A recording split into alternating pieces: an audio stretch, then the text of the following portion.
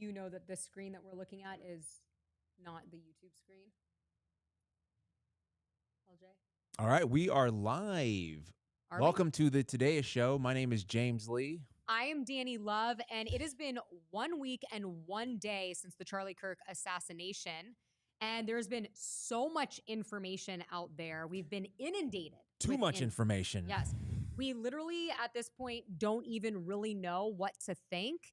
And so James and I are going to take this opportunity on this show to break down the information that we do have. This is the first time we've ever been live, which is why there was a little technical difficulty if you tuned in 30 minutes ago. That being said, if you have any questions or any comments, please put that in the chat. We're going to get to that for sure at the end of the show, maybe even during the show. But I think it's important that we start off with the shooter. The supposed alleged shooter. The alleged shooter. Tyler Robinson. Yes. LJ, if you can pull up his face there. Tyler Robinson is 22 years old. He is being reported as being a very, very smart individual, which you would have to be if you planned a public execution in 1 week. The FBI is saying that he planned this in 1 week, and then you were able to pull it off and evade authorities until you decide to turn yourself in exactly 33 hours later, according to Kash Patel. Yes, this is the official story, right? He acted alone. He planned all this out. He scouted the location out. He went on top of the roof, took out Charlie Kirk, and then escaped, left the gun in the woods, and basically evaded authorities for 2 days until he had a coming to Jesus moment with his father and decided to talk to the minister, the youth minister, and then turn himself in. And, you know, from that exact moment, I thought it was bullshit, okay? Because someone who is going to take somebody else's life, in my opinion, doesn't really have a conscience. So this idea that all of a sudden they're going to have, like you said, a coming to Jesus moment, I'm going to the minister, is hard for me to believe that this is going to happen.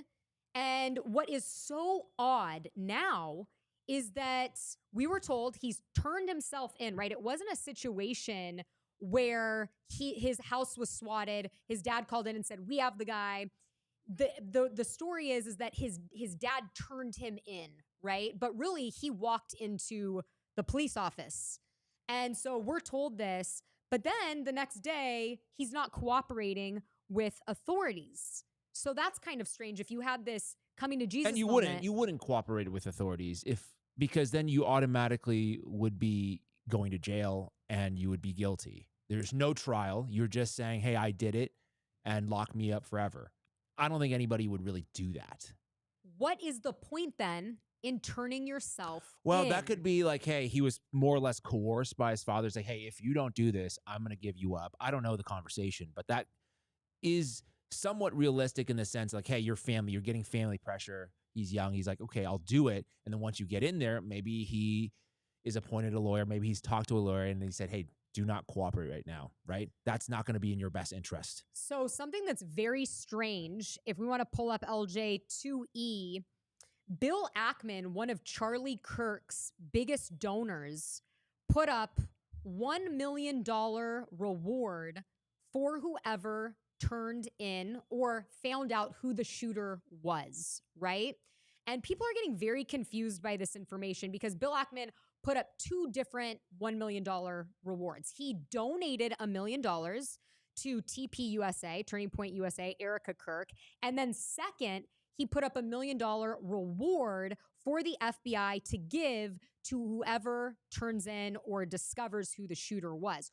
As of now, the father is going to receive that $1 million reward. But there's a lot of misinformation out here right now about that I want to clear up. There are some people that are saying the father declined the money and the father is giving that money to Erica Kirk. That is misinformation. Okay, first of all, no one has received a dime yet.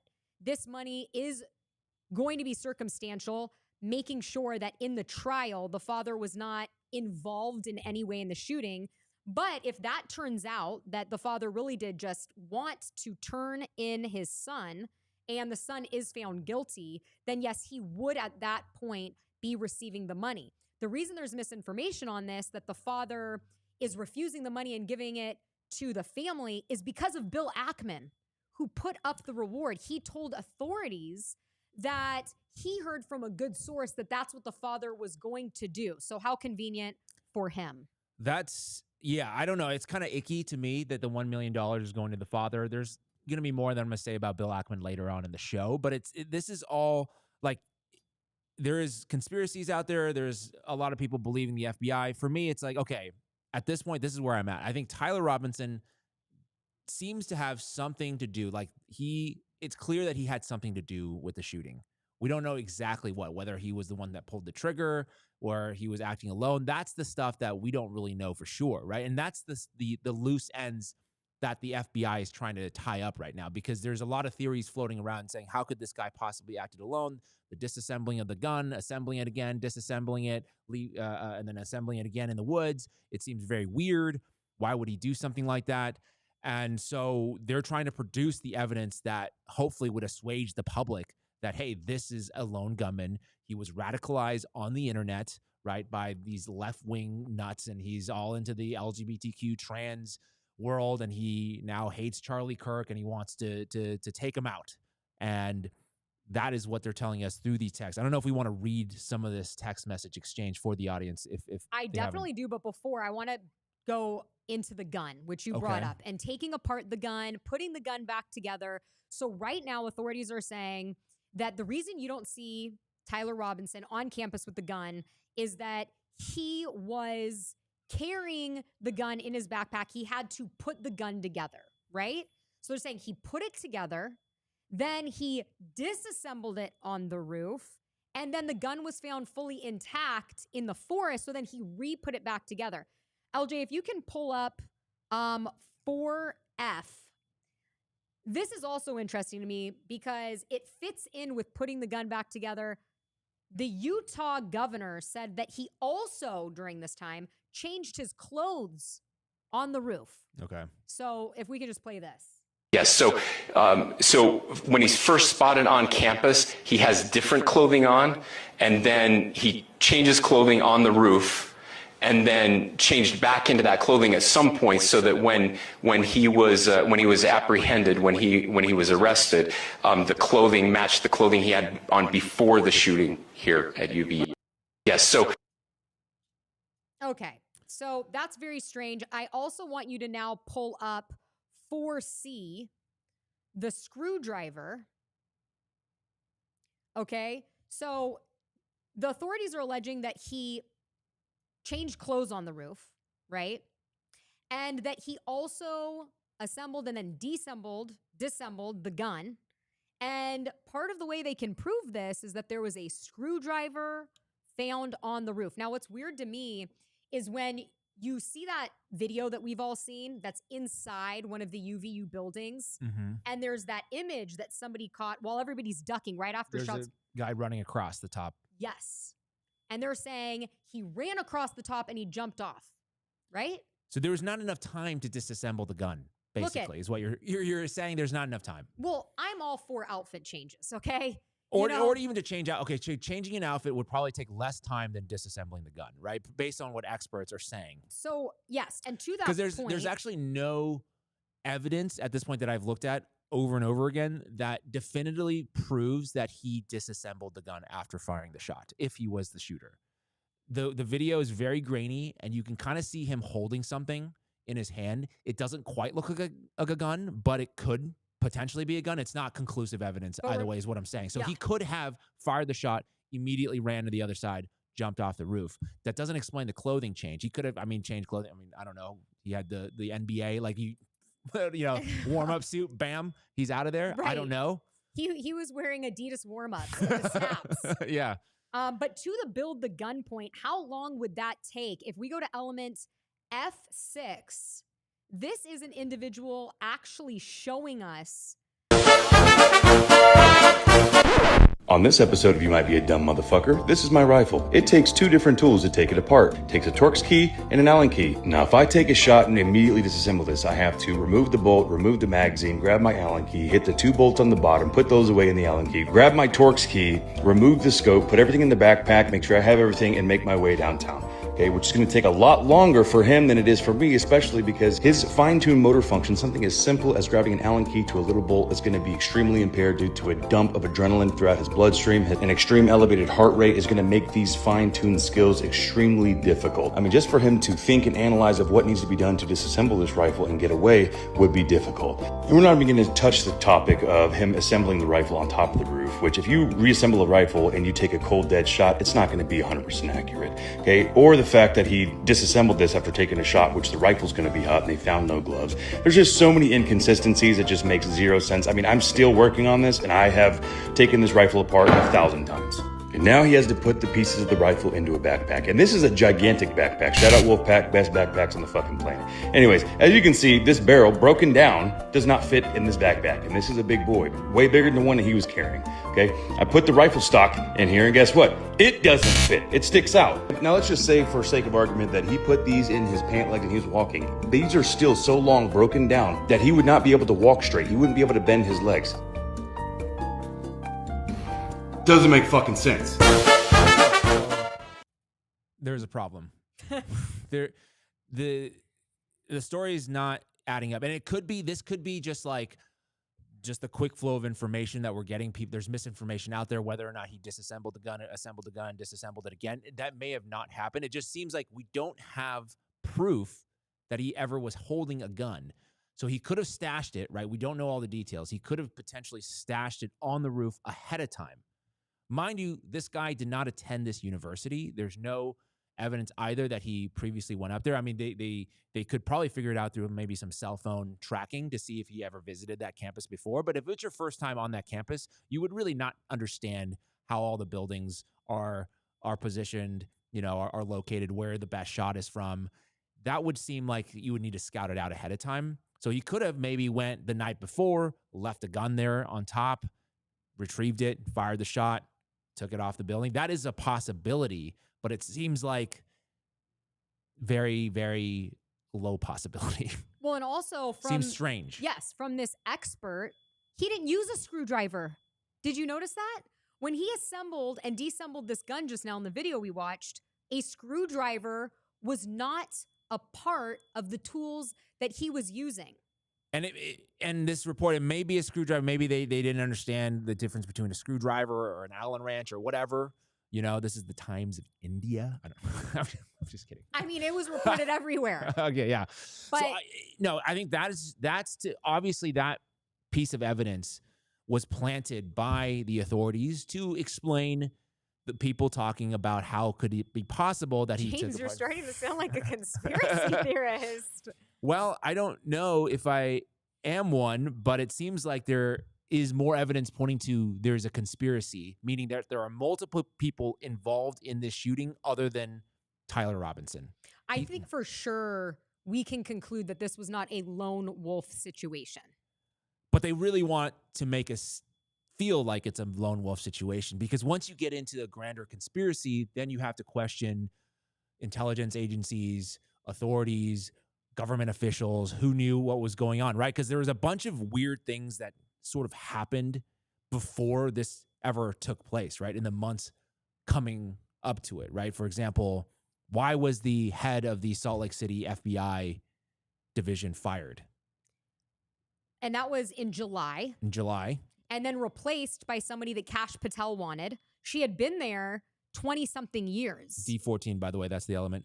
So yeah, and based on every bit of research I've done, there's no actual there's no cause for the firing, right? And people can be fired for whatever reason. You don't really need a reason, to be honest with you. But for a person of that high of stature, and everybody who's spoken about it publicly has stated that she was one of the best at the job. Absolutely. And to that fact, something else that is strange, if you pull up 14C, Utah campus open carry rule. HB 128 passed in August allowed people with the proper permit to openly carry firearms on college campuses. So you have the FBI field director that's been there 20 plus years fired a month before. And then you also have this HB 128 passed in August, 1 month before, allowing anybody on the college campus to carry a gun. Yeah, I mean, it seems coincidental, or it could possibly be a grand conspiracy. I don't know. But what's also strange that happened before, if we look at 14E, you guys all remember, everybody watched this. It was reported in mainstream media. It was reported all over TikTok and everywhere. On September 3rd, the Epstein survivors, people call them victims, I like to call them survivors, they came out and did a press conference and said, we are making our own list of people that we were trafficked to. Billionaires are not safe. Business people are not safe. Government officials are not safe. But why is that related to this, though? Well, they announced that exactly 1 week before Charlie Kirk was publicly executed. And I just feel that also could be a message, possibly, that if you speak out, right? Charlie Kirk was known for speaking out. This is what's going to happen to you. A lot of people. Well, I don't know if he spoke. I don't think he spoke out about. We can get into some of the theories later that are brewing, but I don't know if he's ever spoken out about the Epstein side. He said, hey, maybe the only thing that he stated publicly was at the Turning Point conference in July, where he was up on stage with Megyn Kelly, and they said, hey, maybe Epstein possibly could be a Mossad or a foreign intelligence agency. They don't know. I don't think he's ever really gotten entangled in the whole Epstein situation. Yeah. I even heard a clip of him just saying, hey, I'm kind of done with Epstein right now. Like, I trust the people in government to kind of take care of business. So I'm not 100% certain that is related. Yeah, it might not be. So back to UVU. If you pull can I pull up one? Yes. Just going back to the gun assembling and disassembling really quick.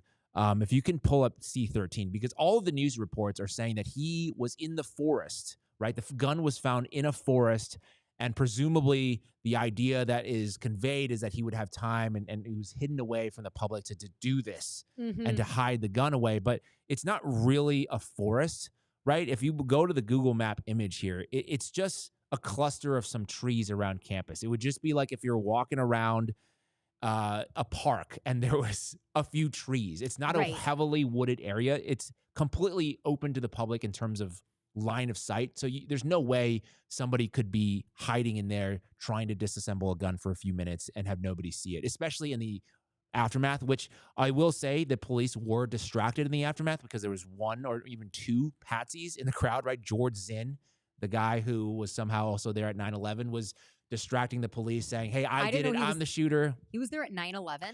You didn't know this? No. This is a huge thing that's going on online. Is like that guy, you know, that old man? Yes. Blue shirt, tackled to the ground, and he's like, shoot me, shoot me. So that guy was one of the early, one of the first callers of 9/11 saying, hey, a plane has hit this building. Oh my God, why am I learning about this live? Oh my God, that is insane. I don't know that a lot of people know that. Well, if you're on Twitter, you know that. But I know, not regular people. I am. I didn't know. That is And he's also been at several other high-profile kind of terrorist attack type situation. I think another one was a bombing in Salt Lake City and also like the Boston Marathon. He's been there at a number of these events. So either the more, I guess, innocent explanation is that he is just like a rabble-rouser. He just likes to do these kinds of things and troll and be a part of this. The other is that he's possibly connected to some kind of intelligence operation to say, hey, you're going to go there. You're going to cause a distraction. I mean, you know which way I'm going. And it's the latter, because what are the odds, right? What are the odds that you would be at a Salt Lake City bombing, at 9/11, and now at the Charlie Kirk assassination? What are the odds of that? I would wonder. Well, there's somebody who actually did a video on that, and the odds calculated by AI, so you can take it or leave it, is like 0.000000001% chance that this guy was just by coincidence at these events and was one of the first to report, things happening. In this case, he claim to be the shooter for whatever reason. I don't know if he just wants attention or he's actually just trying to distract and let the real shooter get away. I just cannot believe you, I don't want to say dropped a bomb just now because but that is absolutely crazy. What else is crazy is, LJ, if you want to pull up 12C, they are now cleaning up the crime scene. It's actually already been cleaned up. It's done. The UVU crime scene where Charlie Kirk was assassinated has been completely ripped up. Everything has been cleared out and construction is on the way. I saw one article that said they're ripping up the grass. They want to make the area beautiful again.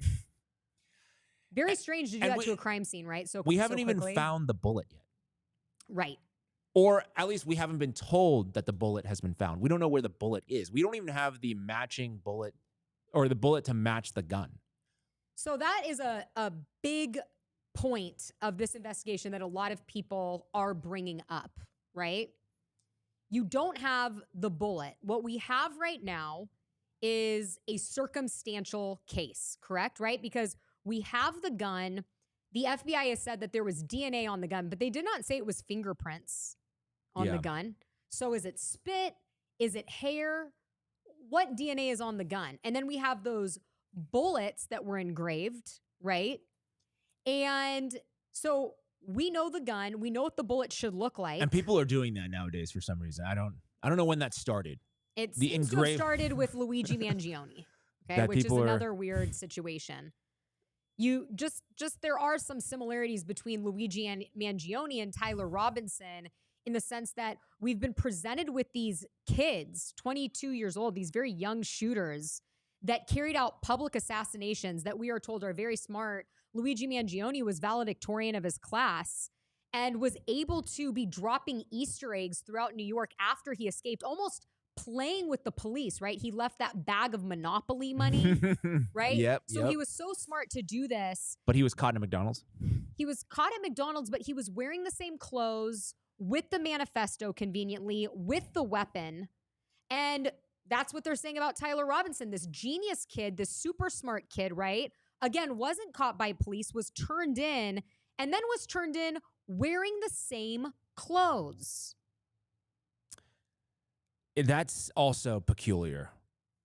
But back to the bullet, they have not, at least to our knowledge at this point, maybe they do have the bullet, but they have not announced that they have the bullet. So to rip up the grass and pour concrete at UVU and completely redo the crime scene, now are you going to find the bullet now? I understand there's some people saying sometimes on crime scenes you can't find the bullets because at that velocity, you don't know where the bullet could have gone. It shatters? Or no, it's what? just moving so fast that it could ricochet off something. You know, I was going to say. Okay, so then why are you so quick to tear up the crime scene? Right. If you haven't found it yet. Right. Or maybe they did find it and they're just not telling us because. I hope. Well, but the problem with that is they're not telling us for a reason, right? Does the bullet not match the supposed gun that everybody knows the model of now? And saying, hey, that could be a big hole. If it comes out, it's like, hey, here's the bullet, and all the people who know about guns, which is there's tons of people in America, and be like, that bullet doesn't work with that gun. But how hard would it be them to put out an AI photo of a matching bullet? Of just a matching. Well, so then it would be a grand conspiracy because then the autopsy, the doctors, the hospital needs to be paid off. You have a bunch of the coroners, these people involved, they just need to be all paid off to say, hey, you're just going to go along with this story, by the way. And it's possible. It's possible. I mean, if you have to remember, like the reason why we're going into this is not because we want to. I actually don't like that. You love this, but I just would love to know what's actually happening. The problem with this is that we have the Warren Commission after JFK, right? That basically concluded from the official perspective of all the people who looked into it that there was one bullet that killed JFK and a bunch of, that shot JFK. It went in a circle, basically. And so now we don't know what to believe. And especially now you have Kash Patel going on the record saying Epstein never trafficked anybody, any young girls to anybody. How could you possibly take the word of this FBI at face value? You just can't. Unless you're like a propaganda sycophant type of person, you just can't take anything at face value. I posted a meme yesterday on my Instagram story, and it showed these 4 eyes Yeah. And it showed like really red, like dimmed eyes, and it said eyes on weed. And then it showed these like bright eyes, you know, Yeah. eyes on cocaine. And then it showed Kash Patel's eyes, and it said eyes of somebody lying about Epstein. And I just thought, God, that is so true. Yeah, it doesn't make any sense with that.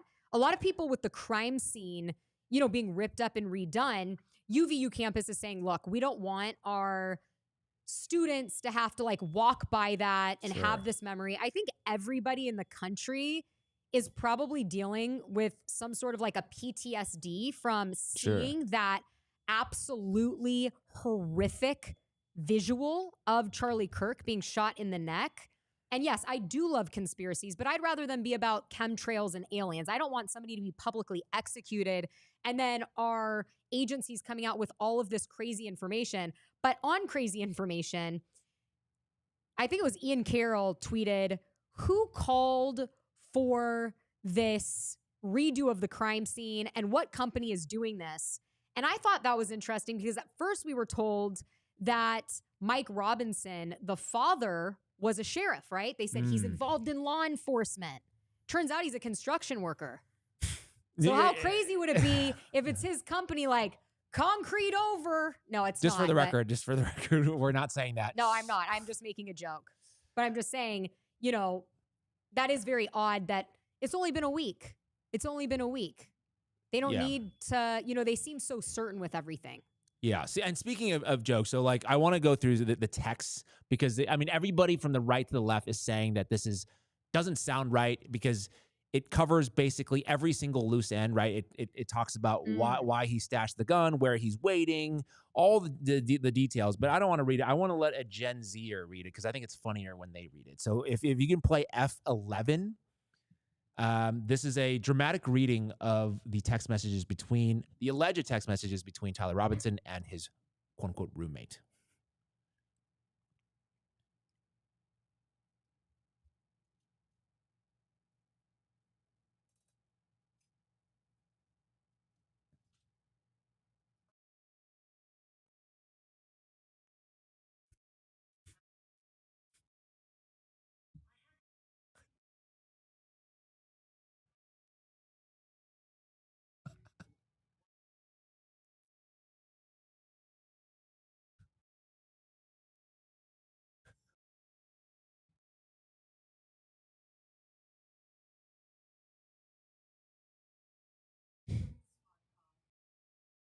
This is not showing up, by the way.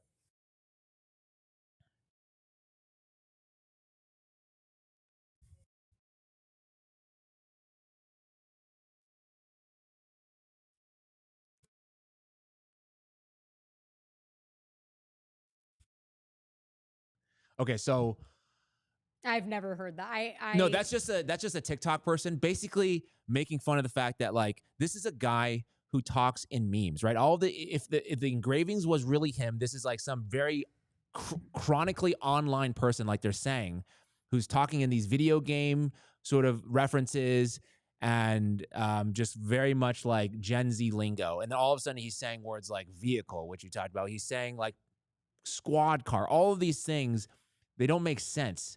Why they would text like this? Why he would text like this? I mean, look, he didn't make a grammatical error in the text messages. He added every comma. He added all the punctuation correctly. So you're telling me he was so frantic that he had to wrap the gun in a towel like it was a newborn baby and leave it behind. But then he was calm enough to make sure his punctuation was correct. Something doesn't fit here. It seems off. It does seem off. And there's no timestamps, by the way, as well, because they need to release the timestamps of when things are happening. Because we do have like footage out there of when things are happening, and we're not able to check when he's saying these things. So, for example, he's like, "Oh, I'm waiting in my car." So then we should be able to pull up security footage. It's like, okay, where's that car? Is he in there right now? Also, UVU had updated their security cameras to a high surveillance system a few weeks to a few months before. I can't remember the exact timeline. Where is the footage, right? Also, you're involved in the biggest manhunts in these 33 hours. 33 hours. You know, you really are, though. It's the biggest manhunt. You're telling me they didn't put drones up? So you should be able to show us the drone footage of his car sitting there, because he said in these text messages, right, that he had to wait for authorities to clear the area. My sister lives in the area, and she said it was locked down in a lot of ways. So you don't think And that's what he said in the text. He said it was locked down. Okay. So if it's locked down, you're telling me they're not going to notice some kid In his car. sitting in his car for 4 hours and go, Hey, what's excuse me, we're looking for someone. Oh, wait, you fit the profile. They just skipped over that, or they don't have drone footage of the car sitting there for hours they might. afterwards? I'm not saying they don't. We're not saying they don't have the footage, because a lot of times this isn't even the right time. If from a court case, law enforcement perspective, this is not the right time just to release all this to the public.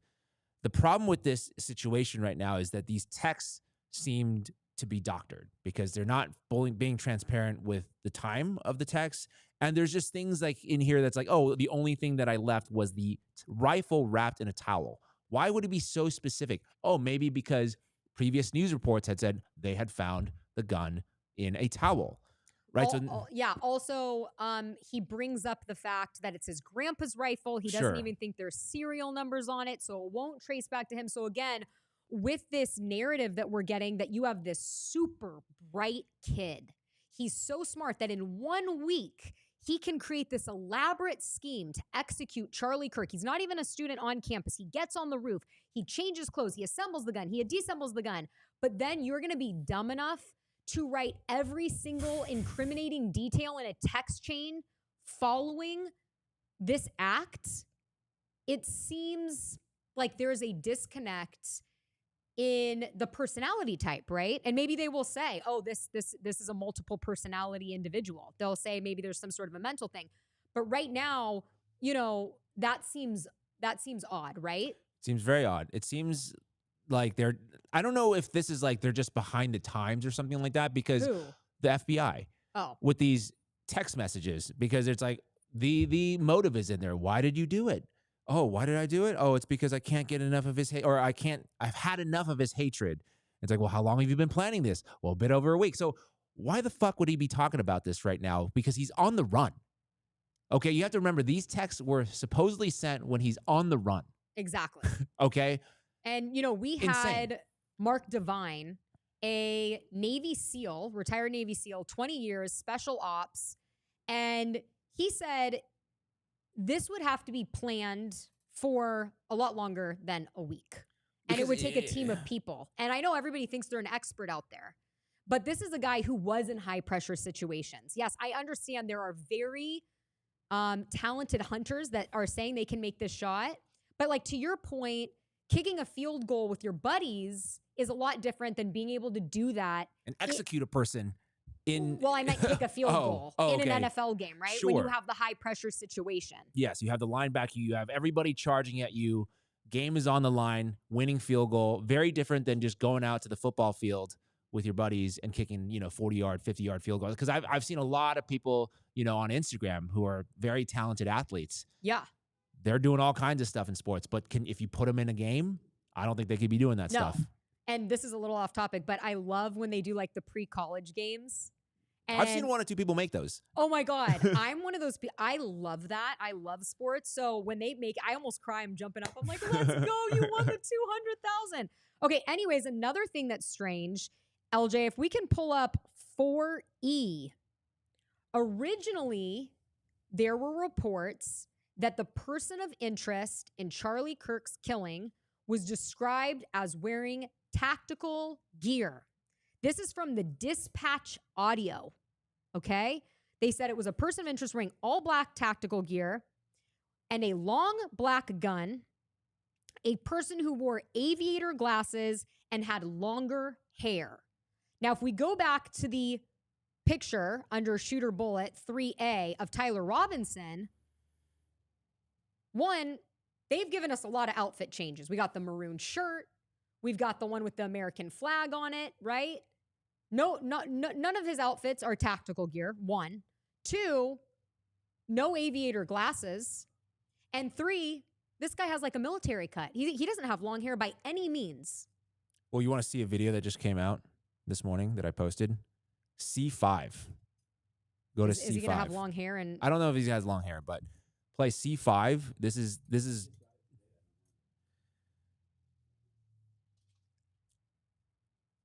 a big so one. describe the video. What is it showing? This is showing like a guy who is dressed in a full suit, trench coat, black trench coat. Okay, escaping the scene. He's wearing black gloves. Okay, and he's wearing a black tie. He has a black bag.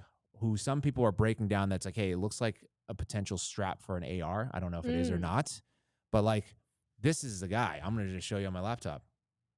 Okay. So that kind of he's wearing aviators. I don't know. Okay, but that's a and this is one thing that people are putting out there, and I said this too. With all of this information that's contradicting previous information, all of these inconsistencies, you have to wonder if this is a deliberate strategy to confuse the public, right?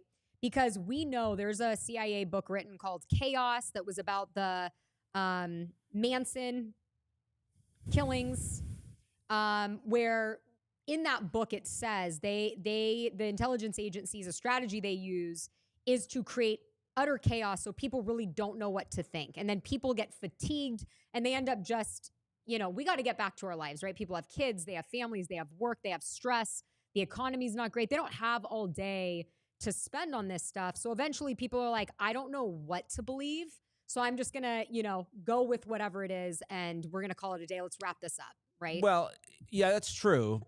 But I guess wouldn't the authorities just want a clean story? They wouldn't, I think, be deliberately putting out things that would contradict each other. I think this is a recorded, documented strategy that the CIA has used before in the 60s and 70s. It's not me saying it. It was a CIA agent that wrote the book Chaos, talking about how that is one of their means of operations to ultimately distract the public from what's really going on. Got you. So I'm not saying that that's what's happening in this situation. I'm just saying it has happened in the past.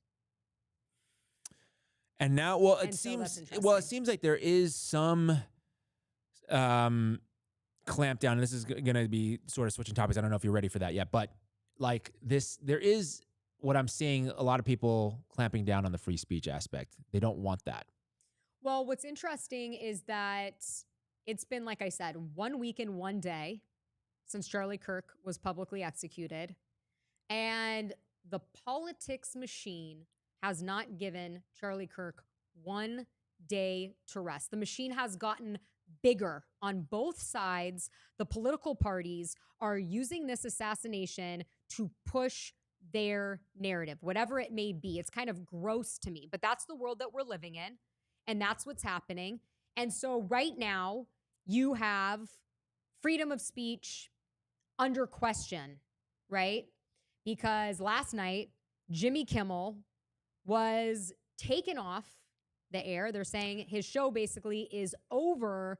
They're saying because of remarks that he made in regard to this shooting. Sure. C17. This is what he said. We hit some new lows over the weekend with the MAGA gang desperately trying to characterize this kid who murdered Charlie Kirk as anything other than one of them and doing everything they can to score political points from it. In between the finger pointing, there was grieving. On Friday, the White House flew the flags at half staff, which got some criticism. But on a human level, you can see how hard the president is taking this. My condolences on the loss of your friend Charlie Kirk. May I ask, sir, personally, how are you holding up over the last day and a half, sir? I think very good. And by the way, right there, you see all the trucks? They've just started construction of the new ballroom for the White House, which is something they've been trying to get, as you know, for about 150 years. And it's going to be a beauty. Yes. He's at the fourth stage of grief, construction. Demolition, construction. This is not how an adult grieves the murder of someone he called a friend. This is how a 4-year-old mourns. So, We are live and echoing. Go ahead. So my initial reaction to that is, I don't think he was even making fun of Charlie Kirk there. I think he was making fun of Trump. For sure. Right? There was nothing untowards about Charlie Kirk in that monologue. No. It was just making fun of Trump, saying that, hey, do you actually even like this guy? Do you even give a shit? Yeah.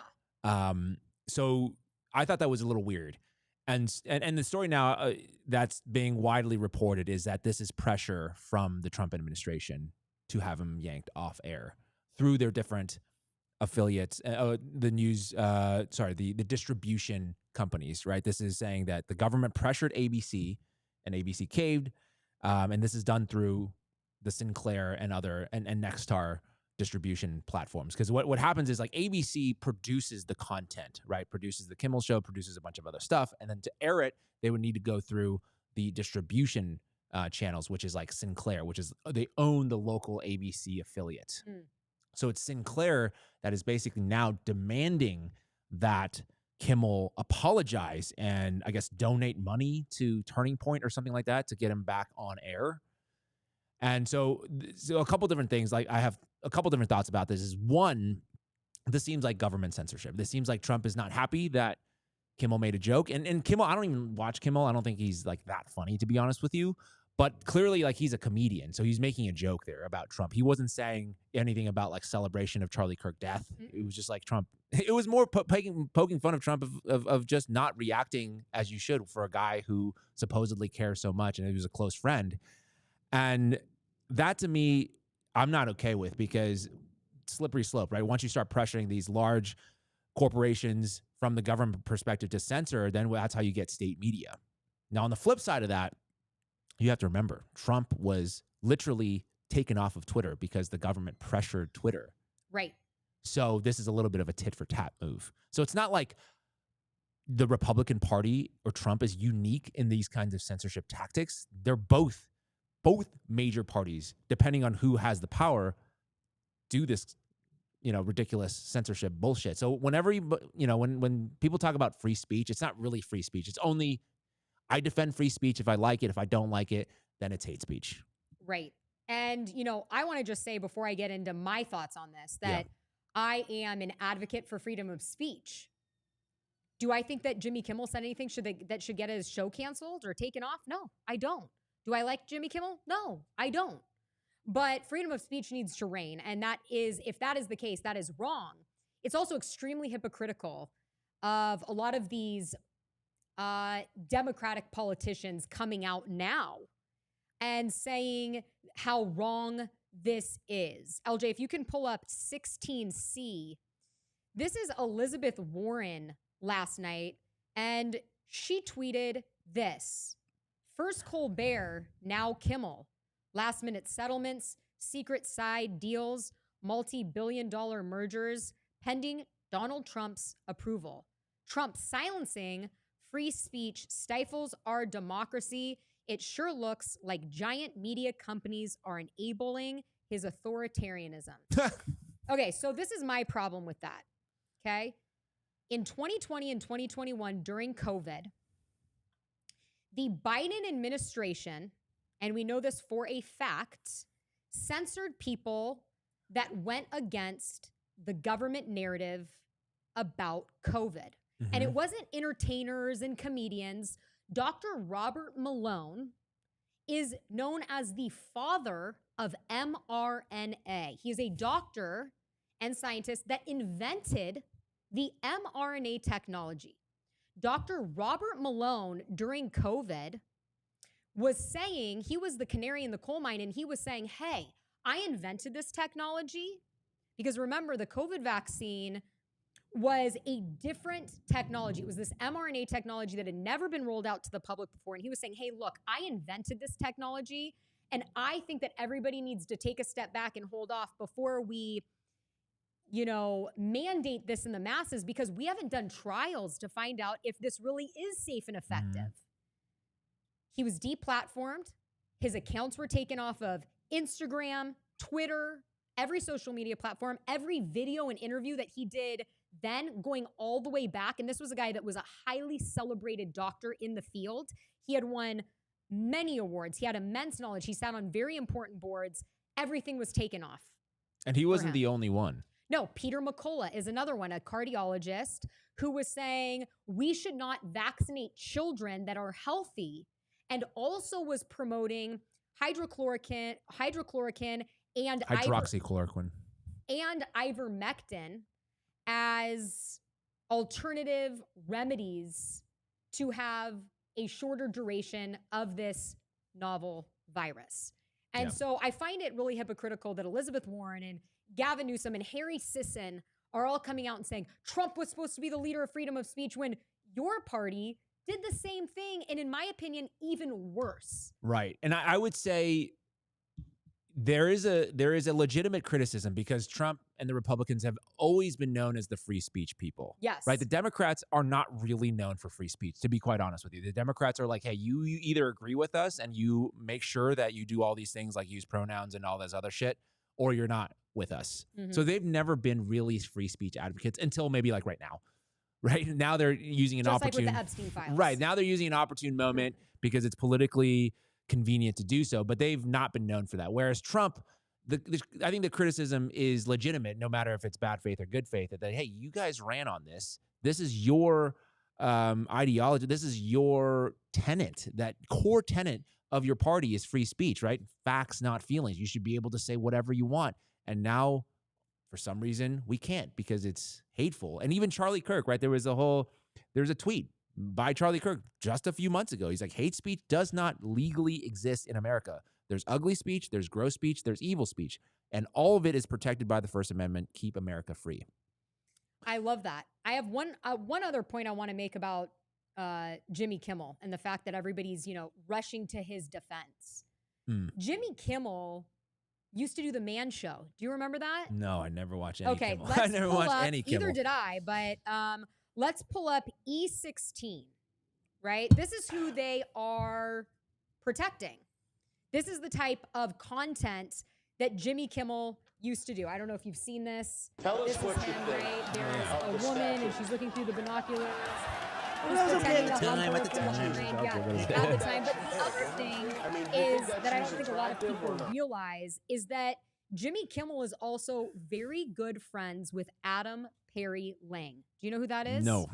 That was Jeffrey Epstein's private chef. Oh, of course. Well, Okay. well, nobody was trafficked. No young girls were trafficked. So what's the problem here? No, I'm kidding. But Adam Perry Lang and Jimmy Kimmel have gone to the Oscar parties together. They've gone to Super Bowls together. Sure. Jimmy Kimmel has actually invested in Adam Perry Lang's restaurants. And it's not like, oh, well, he was a chef. He didn't know what was going on. Virginia Giuffre, one of the Epstein survivors, the one that was just hit by a bus earlier this year, was told she was given 4 days to live, but then all of a sudden, 4 weeks after that, decided to commit suicide. Very strange for someone who has fought her whole entire life after being trafficked by Jeffrey Epstein to all of a sudden get hit by a bus, survive, and then kill herself. She actually, in previous court documents, had testified that Adam Perry Lang had seen her naked and had served food to underage girls. So all of these Democrats coming out, it's mostly Democrats. There might be people that are of any political affiliation that are defending Jimmy Kimmel. I am a defender of freedom of speech. I don't think his show should have been taken on, but I don't think that Jimmy's a good guy. And I think it's very strange that he has this relationship and is so closely tied 1 degree away. Oh, well, from all these Epstein. guys are involved in that, which is why the files are not coming out because they're all implicated.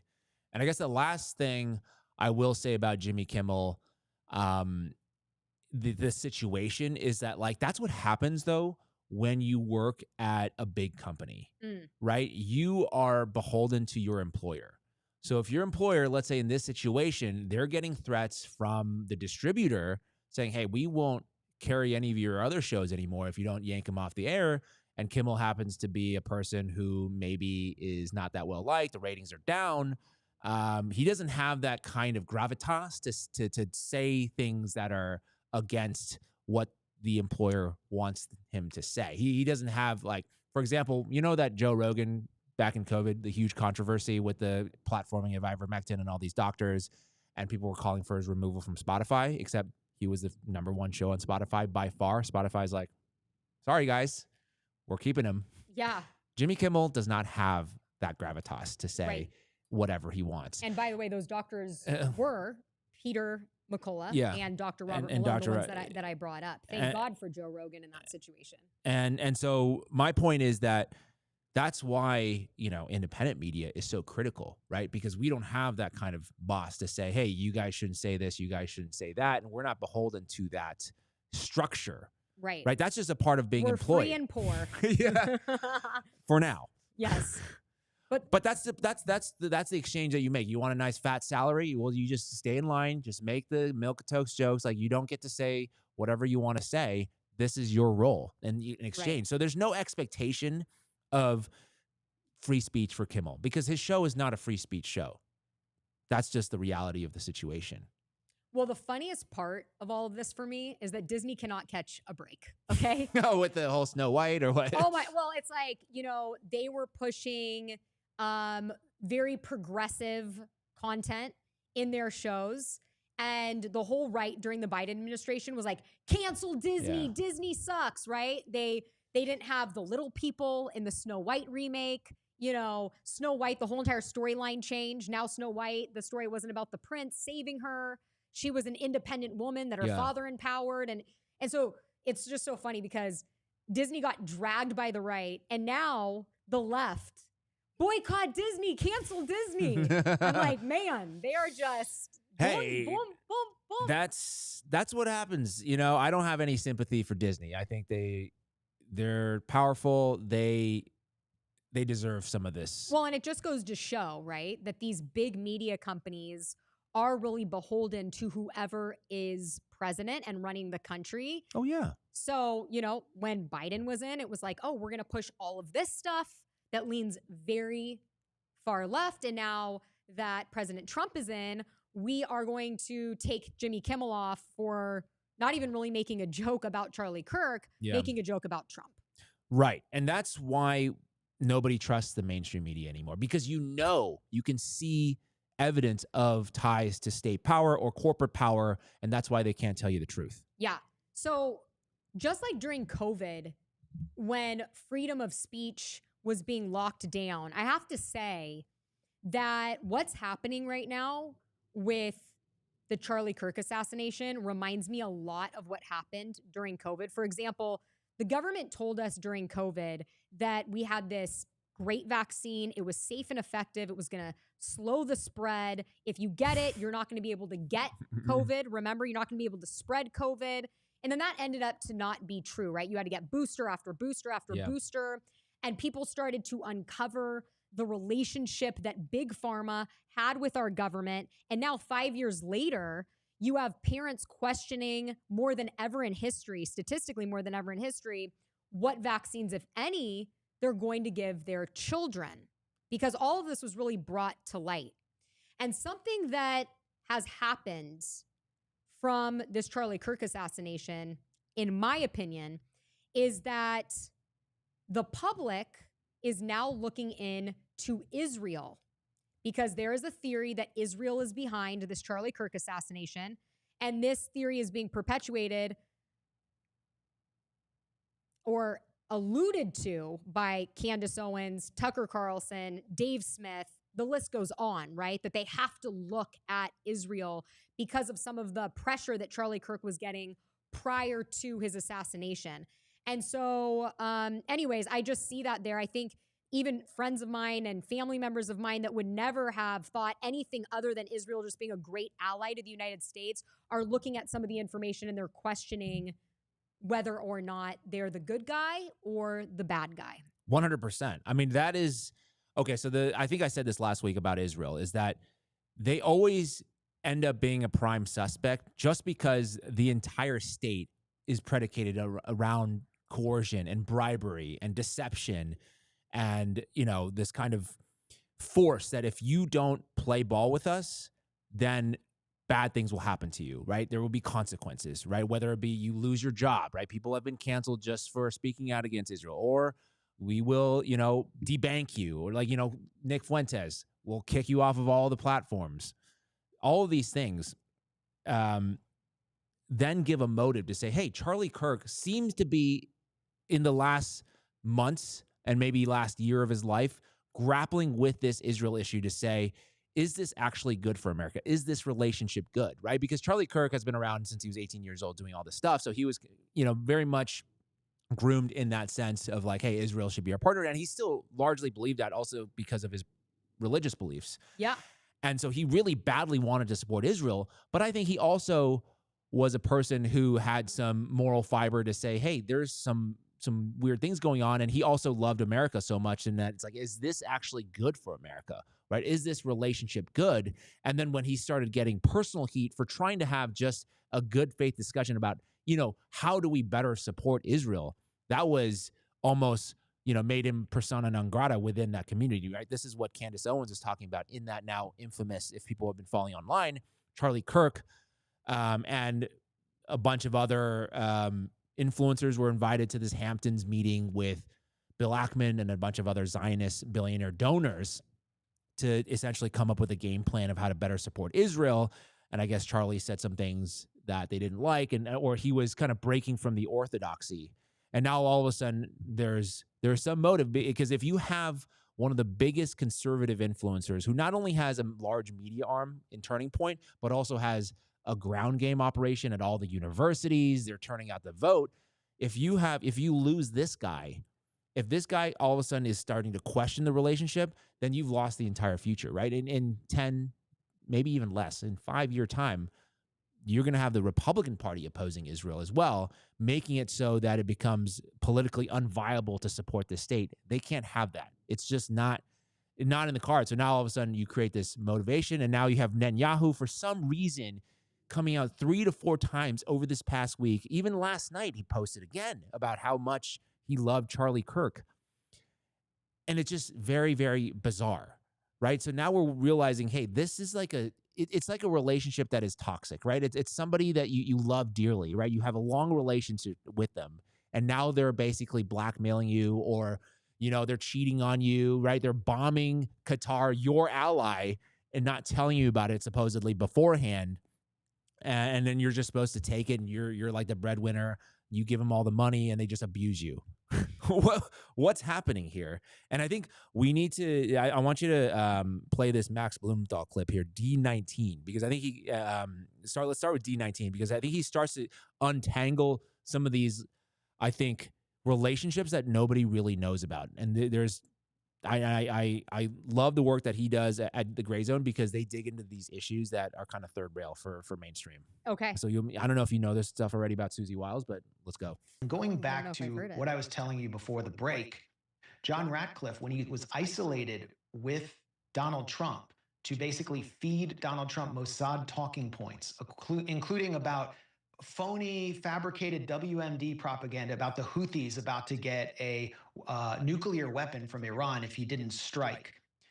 He was isolated by Susie Wiles, the chief of staff. And who is Susie Wiles? Subsequent to my report at the Gray Zone citing a inside White House source, a Trump official, we learned that Susie Wiles had actually went to Israel to work for Benjamin Netanyahu on his 2020 re-election campaign. How crazy is that? America first, and your chief of staff literally worked for a foreign leader? What's going on here?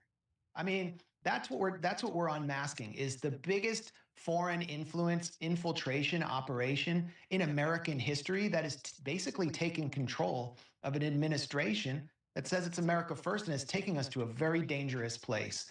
And everybody's concerned about it, including on the left, on the right, and we're also concerned about where we're being taken in this country. Right. And I don't know if this is coincidence or not, but I don't know if you knew that detail, that Susie Wiles literally was also Netanyahu's basically chief of staff. I had no idea. And that is a big problem, I think. If you're talking about having national interests as a priority, right? Now you have a person who basically works for 2 countries. Well, since Charlie Kirk was assassinated, and I don't know if you have this on hand, yes. But it's like... Please read it. Yeah, so... Since this, I don't know if this is coincidence or not, but since Charlie Kirk was assassinated on September the 10th, the government has blocked the Epstein files release. Okay, they've passed an amendment that bans the Pentagon from boycotting Israel. Okay, that's a really key one, because that means that defense contractors cannot legally not send weapons to Israel if they also want to supply the United States. Okay, that's bizarre.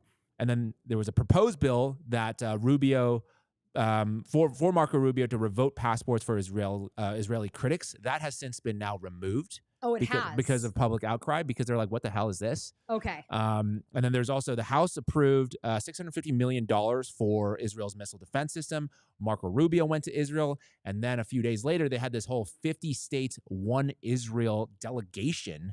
Okay, this is massive. Okay, if you can pull up this picture, the 250 legislator, that is D21, while I read off the details here.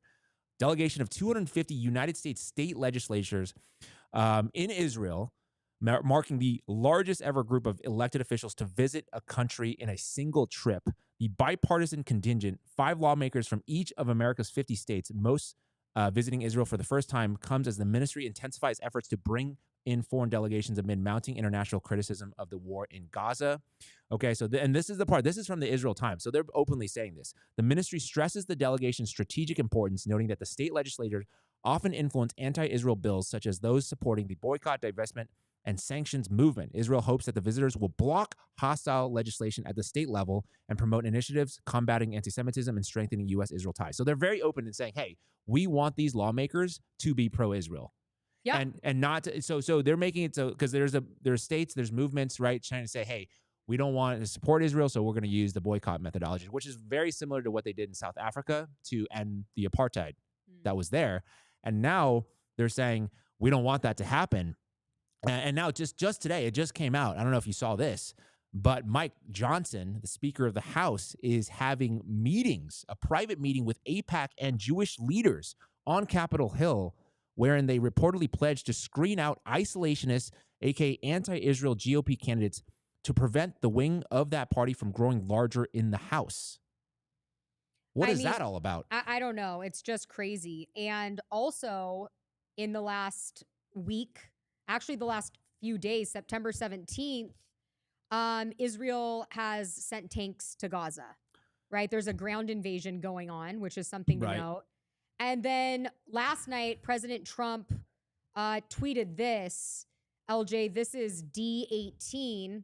President Trump tweeted, I am pleased to inform you, our many USA patriots, that I am designating Antifa, which a lot of people might not realize that stands for anti-fascist, a sick, dangerous, radical left disaster as a major terrorist organization. I will also be strongly recommending that those funding Antifa be thoroughly investigated in accordance with the highest legal standards and practices. Thank you for your attention to this matter. So, it's interesting for me, trying to digest all of this information.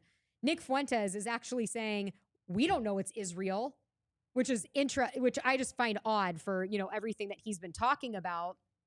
And I talked to one of the 35 creators that was at that Hamptons event. And she said that from her point of view, the material that they were doing is being skewed in the public eye. She didn't see anything, but of course, they also aren't seeing what's happening behind the scenes and conversations. But I've been trying to think, But it's clear that Charlie himself, sorry to cut you off, but Charlie himself was upset, right? With the Megyn Kelly interview that we played last week. Yes. So something definitely happened. Yes. But so anyways, for me, I said this immediately after when we filmed exactly 1 week ago. Why are they pushing this rhetoric so hard? This was before they caught Tyler Robinson. And I was saying they're already labeling this as a lefty lunatic. We hadn't even caught anybody yet. It was just immediately, this is the narrative. This is what's being pushed. And the engravings on the bullets pointed that it would be an Antifa, far left progressive. And I started to think, okay, everybody is saying that Israel is behind this. If this is true, why would they want to push this narrative through our government officials? And then I realized that this same group is the group that is protesting they are the pro-Palestine protesters.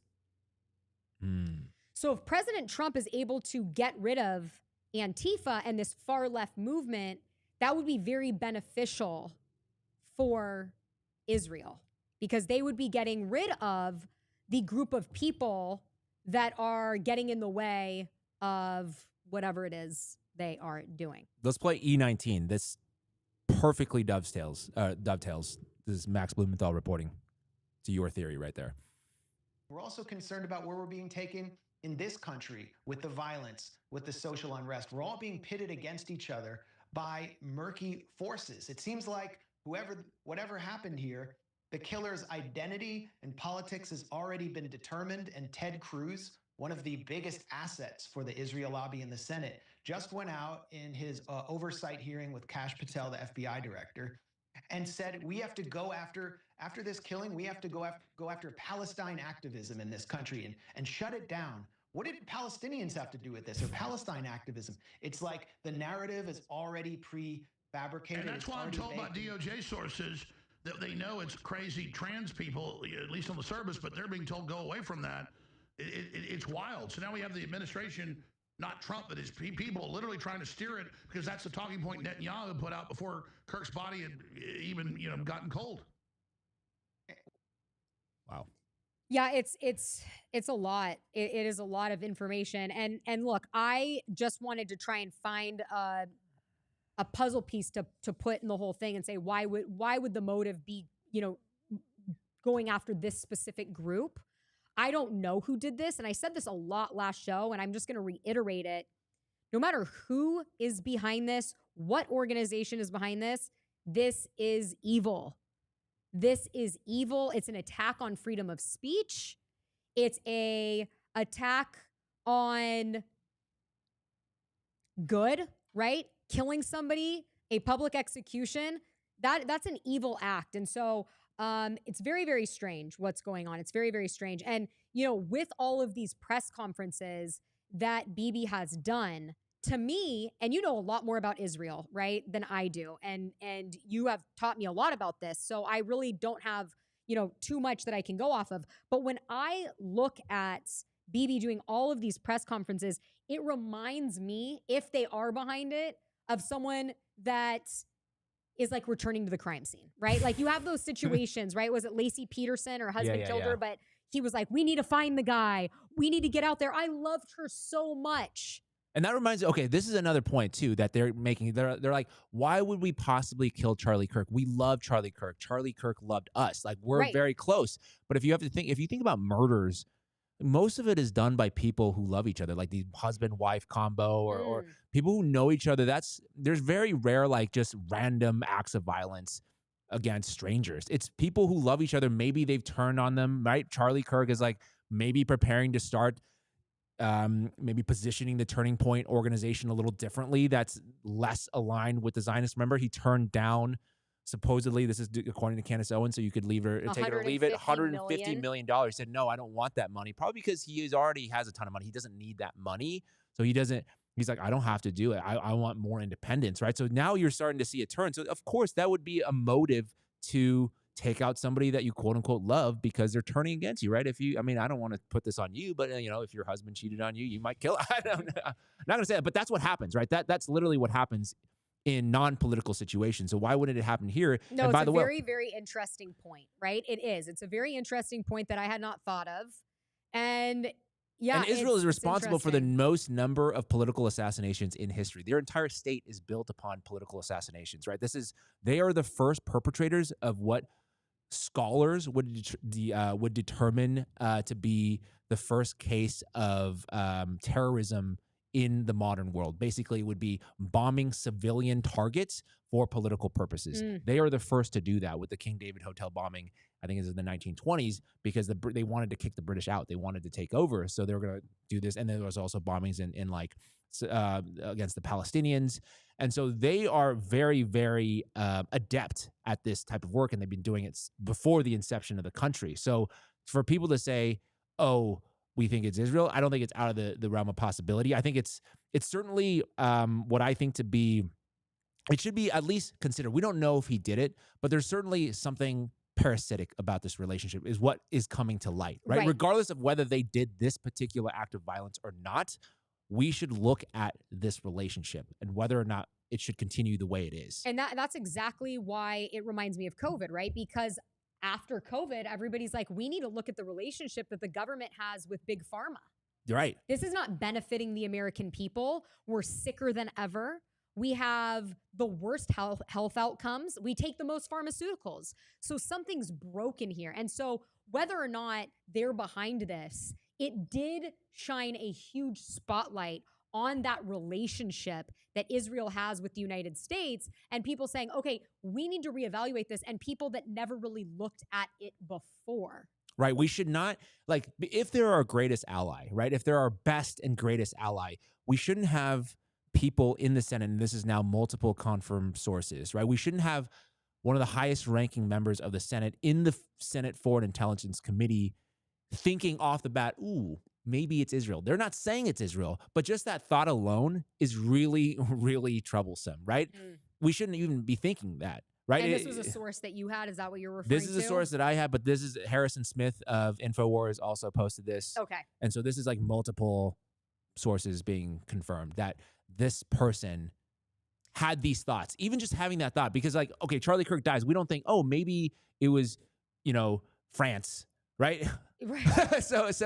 Well, yeah, I don't know if he was, on board with the Brigitte Macron theory, but no, do you know what I'm saying? Like, we shouldn't be having those kinds of thoughts at the highest levels of government saying, oh, one of our closest allies is like, going to do this if we don't conform to whatever they want. What my gut is telling me is that I don't know who did this. Okay. I don't know who did it, but I know it wasn't a lone wolf shooter. And I do believe that it was some sort of foreign or domestic,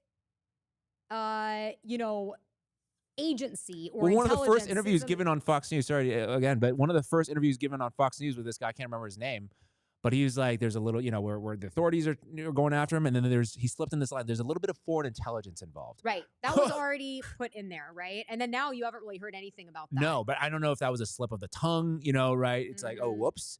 Yeah. Let's it's a good point. Roll that back. To me, it's just too hard to believe that this was, one kid, 22, acting alone. It was this guy, Charlie Kirk, was a force. He was someone who, like you brought up, had the ground movement. A lot of people believed he was going to be the next president of the United States. He was only 31 years old. He really had a connection with the youth. And it's just really a shame. And he was also someone that was openly speaking Christian values and reciting scripture and talking about his relationship with the Lord. And, some people would say that they wanted to silence him because of that as well, because of his religious beliefs and the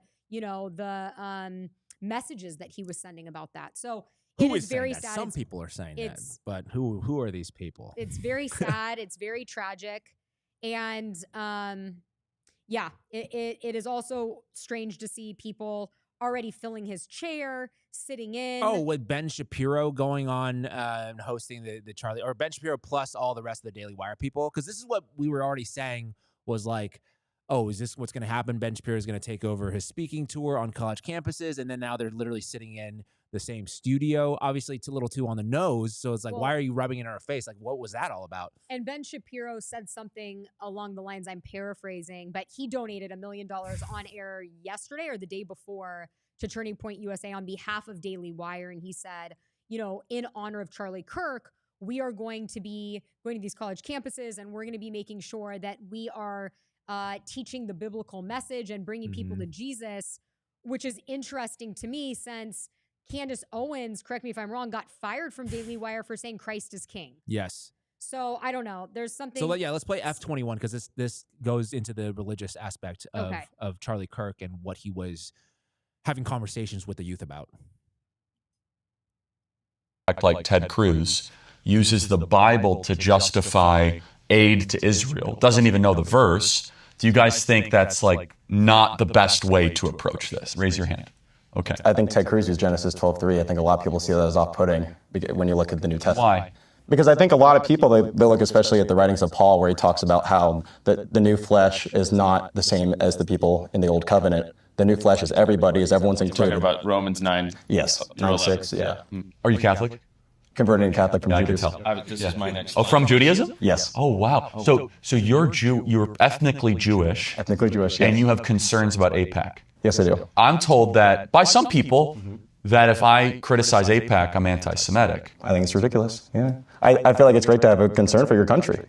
Do you think that that AIPAC represents again, I'm not saying I believe this, but I think this is what you're saying, that it represents a kind of cutting in line of prioritization away from the American people. Yes. Would you guys say that's a fair summary?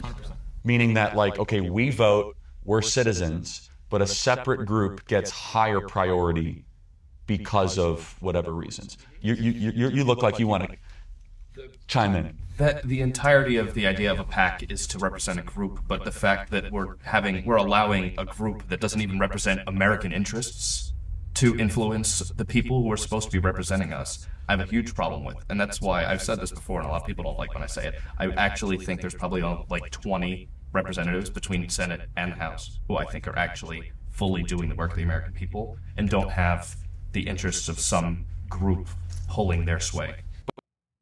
That is a conversation that Israel cannot have. We can't have that. No. Because imagine, I mean, you can see it, right? Because Charlie's being very, very removed. He's saying, I'm not saying this, but just want to get your guys' thoughts. And this is like a group of young Republicans that are of faith. Right. And they're saying, no, this is really bad. We don't want this relationship. Yeah. This is toxic. So this is parasitic. When it comes to them not being able to have these conversations out there. Oh, can we, one last thing before we, I think this is to throw in a fun conspiracy story to go along with this. This is the, wait, somewhere I'm pretty over sure the I sent this to you. Yeah, E21. This is just a fun story just to go along with. This is part of the 50 states, one Israel delegation, and this is the song that they must hear as part of the performance. Birds fly, birds fly over the rainbow. Why then, oh why can't Yeah, you can cut it. Okay, so that's just really bizarre, right? And this is from Liz Crokin. She says, creepy AF alert. There are 250 American legislators in Israel right now at the 50 states One Israel delegation being serenaded with Somewhere Over the Rainbow, a song known as a Project Monarch trigger for mind control MK Ultra slaves to activate them to do their bidding against their will. Nothing to see here. I mean, it's crazy. It's absolutely crazy. When I was little, I wanted to be a singer, and I used to sing that song all the time. So I'm like, I don't know who told me to sing that song. No, that's just wild. But yeah, these stories are out here now. There's been a lot of links that we've clicked on last week and this week, and they've just disappeared. I think a lot of these clips are, kind of the one we played about off. the trench coat was disappeared, and I actually contacted. Do you know the guy, the Wall Street Apes guy? Yes. So he posted it. Reposted Yeah, he posted it yesterday, and then it's disappeared. So I messaged him. I'm like, "Where's that video?" And he's like, "Well, it was getting taken down." So it's really crazy, and so I think it's important to do this show, get this information out there, because we don't know what's going to be going on in the near future with censorship. And on that topic, the TikTok sale, I guess, is underway for the United States. And we're going to get an announcement on that tomorrow. What do you know about that? So what we know so far, this is element C23. This is from the Wall Street Journal. TikTok in final talks to be bought by Oracle Silver Lake, which is another investment firm, and Andreessen Horowitz. That is your favorite. That's the Conehead guy. Okay, I'm sorry. I did no elements for this topic except for C22 Conehead. I was looking up who's buying TikTok. What the fuck is this? I'm sorry, for anybody that has a Conehead, I thought that this was an AI photo that somebody made. Does that not look like that show, The Coneheads? I didn't know this was a real thing. Yeah, he I'm does not look trying like to that. make fun of somebody's appearance, but But you are. Well, no. Well, he's rich. He can take it. He should. If he's so rich, he should buy a top hat. He owns it. He owns it. You know, I for people who own it, I give him credit for it. I think he's a very, very bad. I don't know. He's a deceptive man. Oh, is he? In a lot of ways, like he's full of shit. He went on Joe Rogan early this year because all they do, all these big tech guys, is they go in and they spew basically misinformation. I don't even want to use that word because it's like a CIA word, but they spew bullshit. And in order to like deregulate what they want to do. So basically they went on and said that the CFPB, which is the Consumer Finance Protection Bureau, was like debanking people and doing, political witch hunts and shit like that against right wingers. In fact, that was the complete opposite. They were actually protecting the debank because their whole thing is protecting consumers. So they've opened up numerous cases in the past saying, hey, you cannot debank these people just because they're right wing or whatever, this kind of situation. But the CFPB also goes after banking fraud, which is what some of these guys are sort of on the line of doing. So they wanted to get rid of it. So he went on, Mark Zuckerberg went on, and now the CFPB is basically gone.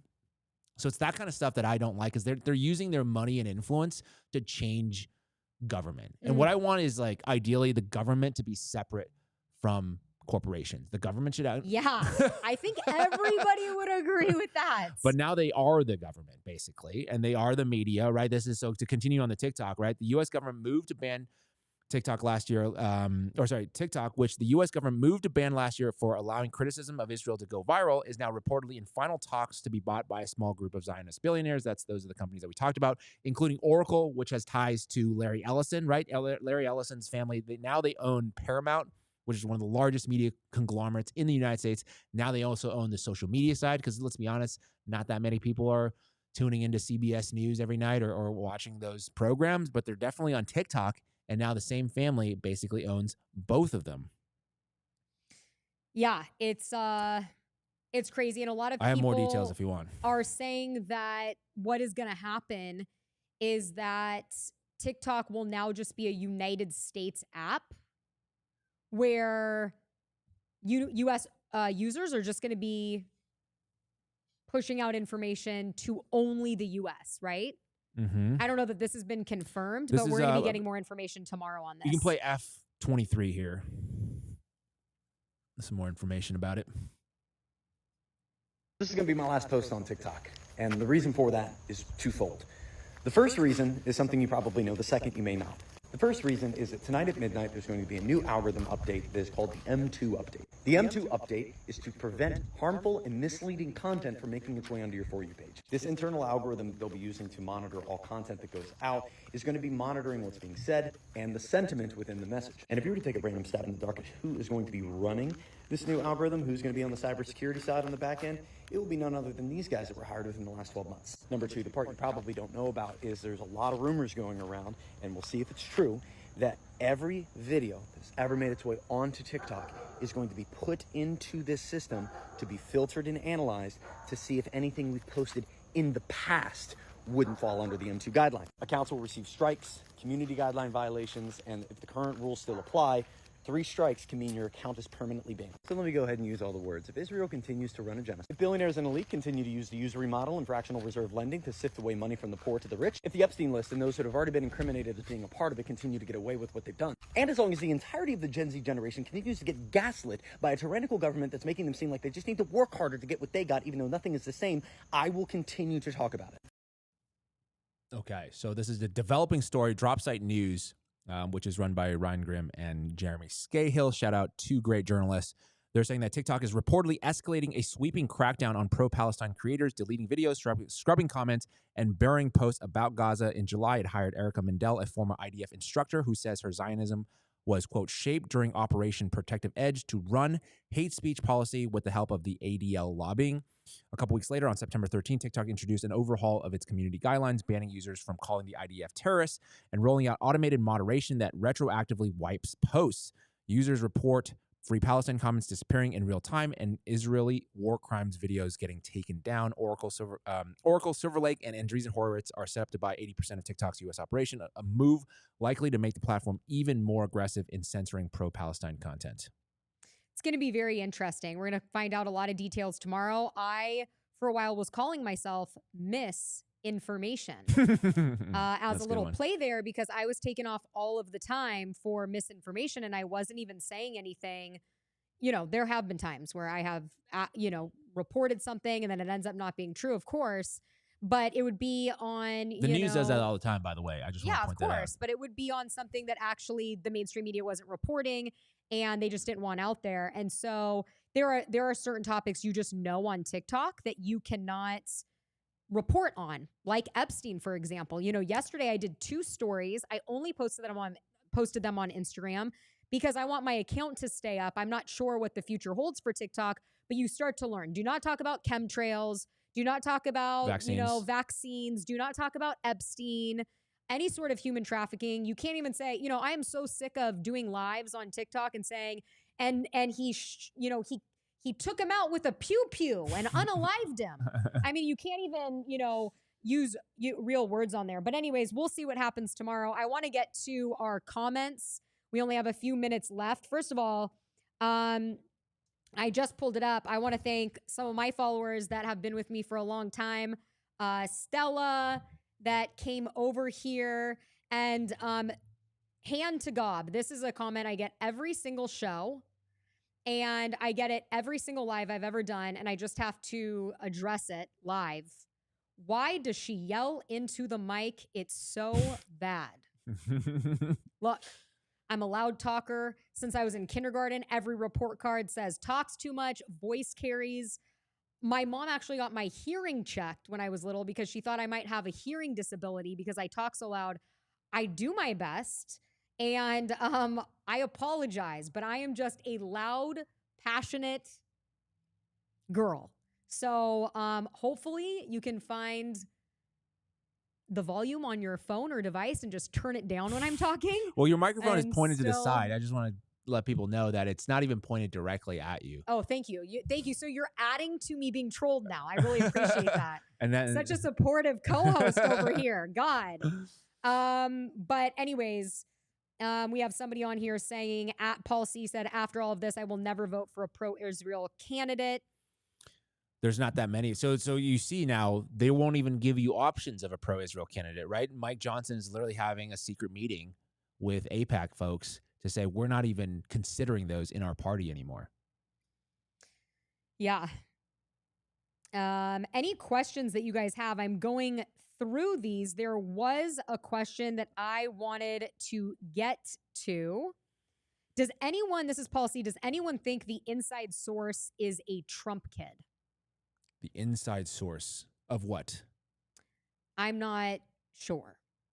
Is it Trump? Oh, you mean like was Tyler Robinson a pro-Trump guy? Is that the question? I'm thinking. I mean, we don't know because like I've seen reporting from Ken Klippenstein, if that is the question, right? His friend said he's not even political, right? Which is what's so weird about it. Is not political? Or, sorry, they're talking about Barron Trump? I thought they were talking about Tyler Robinson. Oh, they probably are. Sorry. Oh, yeah. No, Tyler Robinson. So this is Ken Klippenstein reporting. He's talked to friends of Tyler, and he's saying Tyler is not really that political, which is why this is really weird for them. It's hard to imagine, him. He just like played video games and didn't really talk about this. Maybe it's the roommate / boyfriend trans person. I don't know. But there seems to be a lot of lack of motive around why Tyler would even do this, other than the text messages that we've been seeing released by the FBI, why he would even do this. There's nothing on the Discord, right? There's not the same trail of evidence. Let's say Luigi Mangione left, right? Tyler didn't even talk about this kind of stuff. So for him to plan and kill somebody within a week without even knowing what that campus looked like is just bizarre. Well, and the weak theory, or 1 week theory is weak. Joe6327 said, they say it was wrapped in a towel, but why is it pictured in a cardboard box? They're talking about the rifle. Mm-hmm. From what I have uncovered on that is that is an evidence box.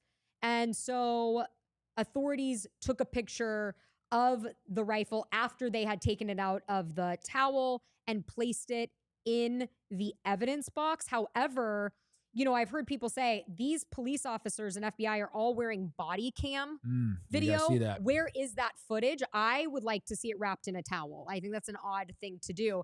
And also, I just want to say, it sounds like Tyler Robinson was Mary fucking Poppins, okay? I mean, he's just pulling out towels and screwdrivers and rifles out of his gun. What kind of a backpack is this? It's insane. No, that's true. That is the big question. Is it seemed, if he was even the one to do it, it seemed like he had a lot of help. And I saw a video yesterday. This is George Webb. He went to the site. This is another investigative reporter guy. He was a big Pizzagate guy. So I'm just throwing that out there for who he is. But he went there, and the video footage is like, hey, it looks really close. Like some of the diagrams, they're like, oh, rooftop super close. But then you go there, and he's like, this is like a difficult shot because it's at the corner there. There's like an awning. The angle is very specific. There was a 10 involved. He said it looked a lot farther than what he imagined when he saw it on TV. On TV, it looked a lot closer. Interesting. And that just goes to what Mark Devine, our episode that we released on Tuesday, unbelievable guy, by the way, really, really enjoyed that, getting to know him in that conversation, want to bring him on again. But that he said, as a Navy SEAL, #1 graduating in his class on the special ops teams for over 20 years, that is a difficult shot. And it is at least a 2-person job, because you would want somebody, looking at the surroundings and the environment. And then, of course, we posted that clip and people were saying, looking at the wind. And it's just so stupid, because there's thousands of college students in the crowd. There are so many variables that would play into this. And again, with the rifle, if you were putting it together on the roof, people are saying for it to happen in one shot, you would have to have put that together perfectly, have it perfectly aligned with the scope and everything. I know nothing about guns, but this is what the experts are saying. This is what Mark Devine said. So there's a lot of questions there. I also just want to shout out my Asian peers in Cali are lefties but me. Thank you so much for following us every single week, watching these episodes. We really, really appreciate you. Same with Paul C. And any other questions? I know there's like a 4-second lag. I'm seeing if there's any that we missed. But yeah, thank you so much for following, for those watching this live right now. Sorry about the technical difficulties to start with. We'll hopefully get that sorted out next week. That's just part of doing something new.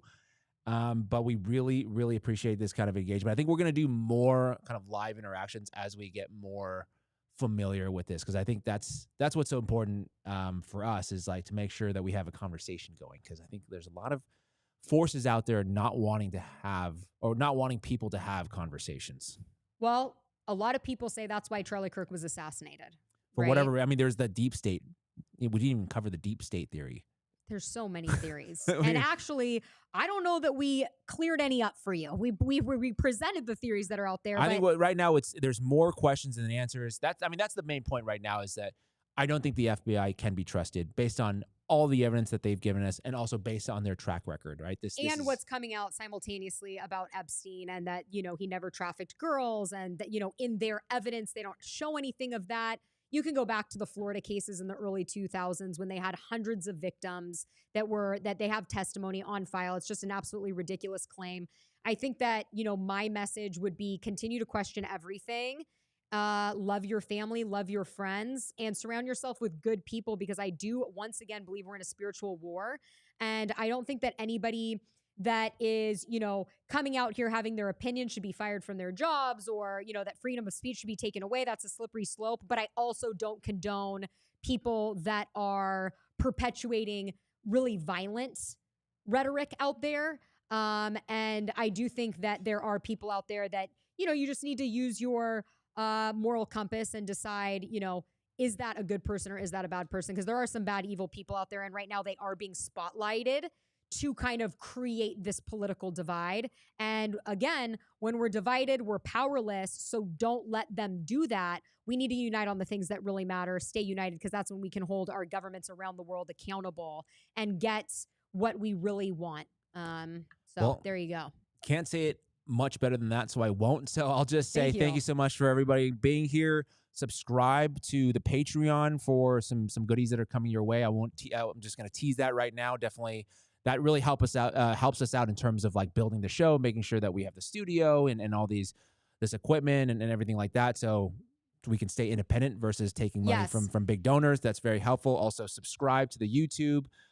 Listen to us on Spotify, wherever you get your podcasts. Thank you so much for tuning in. And one of the things that you're going to see on Patreon first is on Tuesday, we did a burpees challenge with Mark Devine, the Navy SEAL of 20 years, who holds the Guinness Book World Record for most burpees in 24 hours. We only did it for 1 minute. I'm very competitive. I thought I was going to win. You beat me. Hey, don't give it away. I don't want to give it away, but you just did. I just want to say that I couldn't turn my wheel. I'm still having difficulty. Yeah. Who knew burpees were so hard? Right here. It hurts to touch. So anyways, get that footage. That's going to be good. And thank you guys so much for tuning in. We appreciate you guys. Let us know what you think about all of this down below.